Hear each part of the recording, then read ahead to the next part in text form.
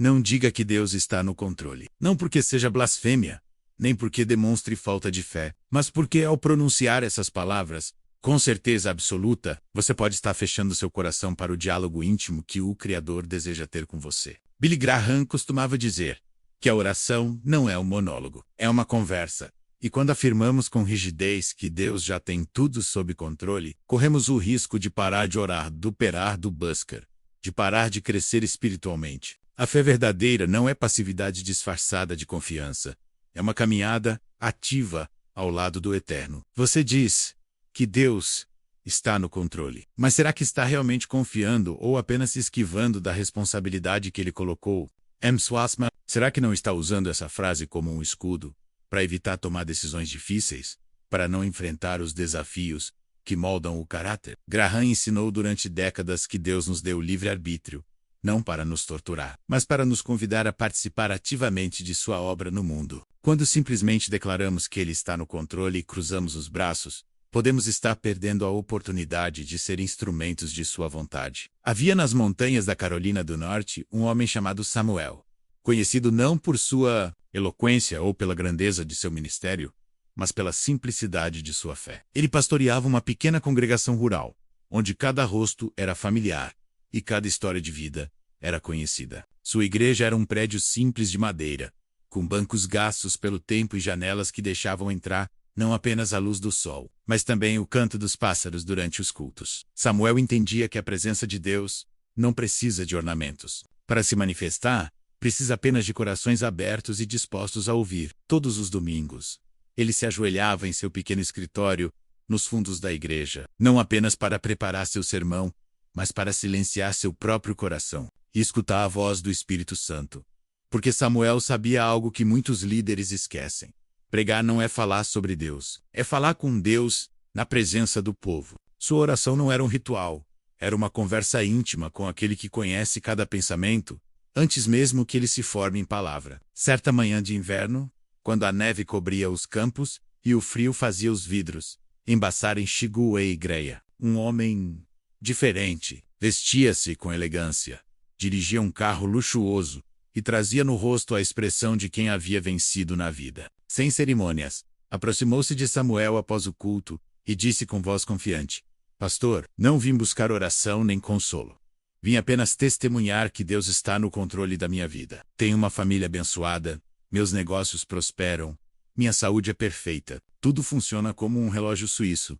E eu sei que é porque Deus está no controle de cada detalhe. Samuel o escutou com atenção, mas seus olhos não brilhavam com aprovação. Havia algo na declaração daquele homem que o inquietava. Não por desconfiança, mas por discernimento espiritual. Ele conhecia a diferença entre fé genuína e conformismo religioso, entre confiança em Deus e acomodação espiritual. Depois de um longo silêncio, Samuel respondeu com a gentileza de quem não quer ferir, mas precisa despertar. Irmão, cuidado com essa certeza. Não diga que Deus está no controle como se fosse uma fórmula mágica que dispensa sua participação na obra do reino. O homem sorriu com a superioridade de quem acredita ter encontrado a receita da vida cristã perfeita. Mas, pastor, não é isso que a Bíblia ensina? Que devemos confiar em Deus? Que Ele cuida de nós como cuida dos lírios do campo. Havia em sua voz um tom de quem citava versículos como troféus, não como verdades que transformam o coração. Ele queria impressionar o pastor com sua ortodoxia, mas não percebia que sua fé havia se tornado uma armadura que o protegia do crescimento espiritual. Samuel não argumentou, apenas convidou o homem para uma caminhada pelas trilhas da montanha. Ali, cercados pela criação de Deus, ele começou a compartilhar, não teorias teológicas, mas imagens que falavam diretamente ao espírito. Imagine um jardineiro que planta sementes preciosas, disse ele, pisando suavemente na neve. Ele prepara a terra, planta com cuidado, riga com memor. Mas se depois de plantar, ele simplesmente sentar e disser agora está tudo nas mãos de Deus, sem regar, sem cuidar, sem arrancar as ervas daninhas, o que acontecerá com o jardim? Fez uma pausa, observando como suas palavras encontravam eco no coração do homem. Deus poderia fazer o jardim crescer, mesmo sem o cuidado do jardineiro. Continuou Samuel, mas ele escolheu nos fazer participantes de sua obra. Quando você diz que Deus está no controle, como se isso dispensasse sua responsabilidade, você pode estar perdendo a alegria de ser colaborador do Criador do Universo. Billy Graham sempre enfatizava que a salvação é pela graça, mas que a vida cristã exige nossa participação ativa. Não somos salvos pelas obras, mas somos salvos para as obras que Deus preparou para que andássemos nelas. O homem escutava, mas ainda franzia a testa. Parecia lutar contra um conceito que havia sustentado sua vida espiritual por anos. Afinal, onde estava o erro em confiar plenamente em Deus? Por que essa simplicidade carregava tanto peso? Samuel, percebendo a luta interna do homem, parou diante de um riacho que cortava a trilha. A água corria cristalina entre as pedras, produzindo um som que parecia uma oração líquida. Olhe para essa água, disse ele. Ela confia na gravidade para encontrar seu caminho, mas não fica parada esperando que a gravidade faça todo. Outroball, ela se move, contorna obstáculos, encontra brechas. Confia na lei natural, mas participa ativamente de seu próprio fluir. Esta é a diferença entre fé verdadeira e passividade espiritual. A fé verdadeira confia em Deus, mas não se omite da responsabilidade. Entende que Deus trabalha através de nós, não apesar de nós. Billy Graham viveu essa verdade durante toda a sua vida. Ele confiava completamente em Deus para o sucesso de suas cruzadas evangelísticas, mas trabalhava incansavelmente na preparação, no planejamento, na oração. Nunca disse simplesmente Deus está no controle e ficou de braços cruzados esperando que os milagres acontecessem. Se você chegou até aqui, é porque algo em seu coração ressoa com essas palavras. Talvez você também tenha usado a frase Deus está no controle como uma forma de evitar a responsabilidade que Ele colocou em suas mãos. Se inscreva no canal para continuar essa jornada de descoberta espiritual conosco. E nos conte nos comentários qual área da sua vida você precisa parar de apenas entregar para Deus e começar a colaborar ativamente com Ele. Porque sua experiência pode ser exatamente o que outra pessoa precisa para dar o próximo passo em sua caminhada de fé. Samuel então contou ao homem a história de 3 irmãos que viviam em uma cidade pequena no interior. O mais velho havia herdado uma fazenda próspera e vivia repetindo que Deus estava no controle de sua abundância. O do meio era médico respeitado na região e também acreditava seu sucesso ao controle divino. O mais novo era um simples carpinteiro, que todas as manhãs orava: Senhor, usa minhas mãos hoje como instrumentos de tua vontade, e se entregava ao trabalho com dedicação total. Quando uma seca prolongada atingiu a região, o mais velho perdeu sua fazenda, porque havia relaxado nos cuidados, confiando apenas na sorte que sempre tivera. O médico viu sua prática minguar, porque parou de estudar e se atualizar, achando que Deus faria todo o trabalho. Mas o carpinteiro continuou servindo sua comunidade com excelência, porque havia aprendido que confiar em Deus significa fazer nossa parte com máxima dedicação. Essa é a diferença entre quem confia em Deus e quem se esconde atrás de Deus, explicou Samuel. O primeiro trabalha como se tudo dependesse dele, e ora como se tudo dependesse de Deus. O segundo usa a fé como desculpa para a preguiça espiritual e física. Billy Graham costumava dizer que Deus não é um piloto automático da vida Cristo. Ele é um parceiro que nos convida para a dança mais bonita do universo. A cooperação entre o humano e o divino, entre nossa pequenez e sua grandeza infinita. O homem rico agora caminhava em silêncio, e Samuel podia perceber que algo estava mudando em seu coração. As verdades não estavam sendo impostas de fora para dentro, mas brotando de dentro para fora, como sementes que finalmente encontraram o solo adequado para germinar. Essa é a diferença entre convencimento e conversão. O convencimento atinge apenas a mente, mas a conversão transforma o coração. E quando o coração é tocado pela verdade, a vida toda se reorganiza ao redor dessa nova compreensão. Chegando a uma clareira, onde o sol da tarde criava um mosaico de luz entre as árvores, Samuel se sentou em um tronco caído e convidou o homem a fazer o mesmo. Deixe-me contar sobre Maria, disse ele, referindo-se a uma mulher de sua congregação. Ela enviuvou o jovem e ficou com 4 filhos pequenos para criar. Poderia ter se acomodado na frase Deus está no controle, e esperado que ele providenciasse magicamente o sustento. Mas Maria entendeu que Deus estava no controle através dela. Trabalhou 2 jornadas, estudou à noite, orou sem cessar e criou 4 filhos que hoje são profissionais respeitados e cristãos dedicados. Deus estava no controle? Sim, mas através da disponibilidade e dedicação dela, esta é a fé que move montanhas. Não a que espera que Deus mova as montanhas sozinho, mas a que se dispõe a carregar as pedras uma a uma, confiando que Ele dará forças para cada etapa do caminho. Billy Graham revolucionou o evangelismo mundial, não ficando parado esperando que Deus trouxesse as pessoas para ouvi-lo, mas indo até elas, usando todos os recursos disponíveis, rádio, televisão, jornais, para que a mensagem do evangelho alcançasse cada coração. O problema da nossa geração, continuou Samuel, não é a falta de fé, é a fé passiva. É a fé que se contenta em ser espectadora da obra de Deus, em vez de ser participante. Quando você diz que Deus está no controle sem se engajar ativamente em sua obra, você pode estar perdendo as bênçãos que ele planejou derramar através de você. As palavras de Samuel ecoavam não apenas no ar frio da montanha, mas também no coração do homem, que começava a perceber quantas oportunidades de crescimento espiritual havia perdido por trás de sua fé acomodada. O silêncio que se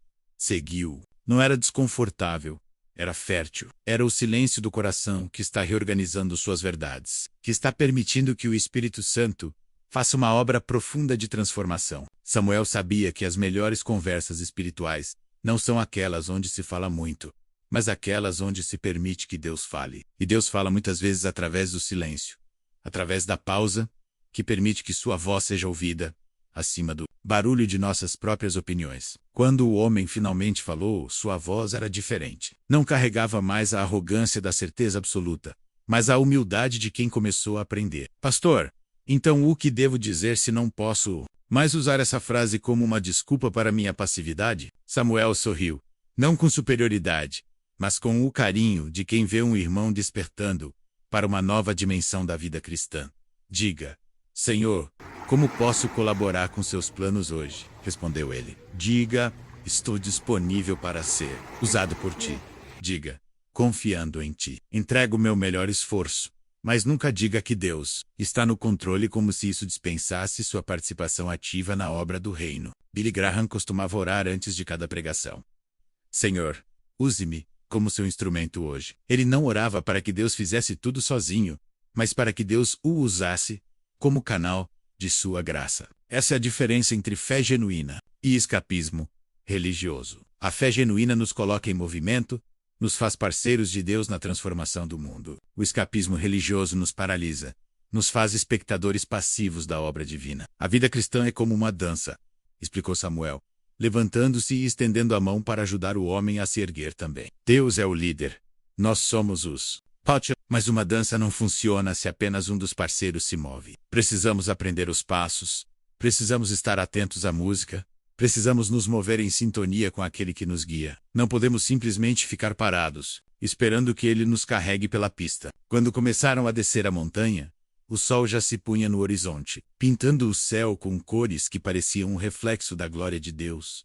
O homem caminhava agora com passos mais lentos, mais pensativos. Não era mais o mesmo que havia chegado. Pela manhã, cheio de certezas vazias e fé acomodada, algo fundamental havia mudado em seu coração, não através de argumentos teológicos complexos, mas através de verdades simples que tocaram sua alma. Sabe, disse ele, quebrando o silêncio da descida, acho que tenho usado Deus como uma desculpa para minha preguiça espiritual. Tenho me contentado em ser um cristão de finais de semana, pensando que isso bastava, porque Deus está no controle. A confissão não era amarga, mas libertadora. Era o primeiro passo de uma jornada de redescoberta da fé autêntica.